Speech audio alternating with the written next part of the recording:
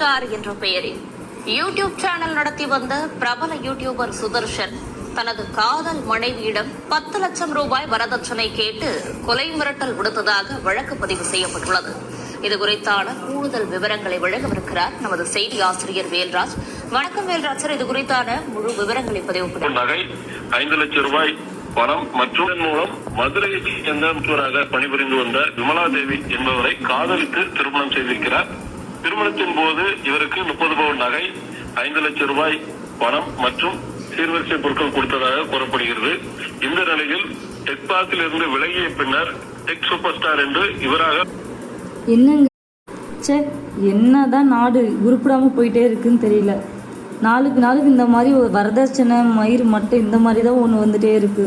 அதனால ஒவ்வொரு பொண்ணா இறந்துறாங்க. இவங்களே மயிர் புடுங்கிறதுக்கு லவ் பண்றானுங்க. லவ் பண்ணுறது இல்லாமல் வரதட்சணை இன்னும் மயிருக்கு வரதட்சணை கேட்குறானுங்க. சரி, கோவம் அவ்வளோ கோவம் வருது. இதுக்கு இந்த பொண்ணுங்க வேற, ஐயோ எதுக்கு அவனை சாவடிக்க வேண்டியதுன்னு எதுக்கு நீங்கள் போயிடுறீங்க? அவ்வளோ கோவம் வருது எனக்கு. இந்த மாதிரி நியூஸ் இப்போ நிறைய கேள்விப்படதா இருக்கு. இது மட்டும் இல்லைங்க, நீங்கள் வெயிட் பண்ணுங்க, நான் இன்னொன்று காமிக்கிறேன். வீட்டில் நகைக்கு வேண்டி அடிச்சிருக்காங்க. பையனுக்கு அப்பா டெய்லி இடம் உங்கள்கிட்ட இருந்து 500 ரூபா வேண்டிட்டு போவோம், கொடுக்காத நேரம் அதையெல்லாம் தூக்கி போட்டு என் பிள்ளைய அடிச்சிருக்காங்க. 50 நகை கொடுத்தேன், 50 லட்சத்துக்கு வீடு ஆண்டி கொடுத்தேன். ஒரு 5 லட்சம் என் தாலி அடை வச்சு நான் கொடுத்தேன். என் பிள்ளை சந்தோஷமா இருக்கட்டும்னு கொடுத்தேன். லவ் பண்றீங்க, அப்புறம் என்ன மயிருக்கு வரதட்சணை கேட்குறீங்க? சரி,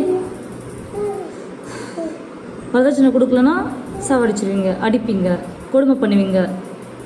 நீங்களாம் ஒரு ஆம்பளை. செக் என்னதான் நாடு இப்படி போயிட்டுச்சு, ஒச்சிட்டா போயிடுச்சு. நம்ம நாட்டில் எந்த ஆம்பளையுமே சம்பாதிக்கலையா? ஷேக் சம்பாதிக்க துப்பு இல்லையா? அதனால வரதட்சணை கேட்குறீங்களா? மட்டமான நாடாயிடுச்சு நம்ம நாடு. எல்லா இடத்துல ஃபஸ்ட்டு எதுக்கு வரதட்சணை கேட்குறீங்க? டவுரி எதுக்கு கேட்குறீங்க? ஒரு பொண்ணை கஷ்டப்பட்டு பெற்று வளர்த்து அதுக்கு தேவையானது எல்லாமே பண்ணி இந்த காலத்தில் எல்லா பிள்ளைங்களும் படிக்க வச்சு எல்லாமே பண்ணிட்டு இருக்காங்க. படித்த பிள்ளைங்களுக்காக நீங்கள் வரதட்சணை கேட்குறீங்களா? அந்த காலத்தில் தான் படிக்கலை, பயந்துட்டு வரதட்சணைலாம் கொடுத்து கல்யாணம் பண்ணி வச்சிட்டாங்க.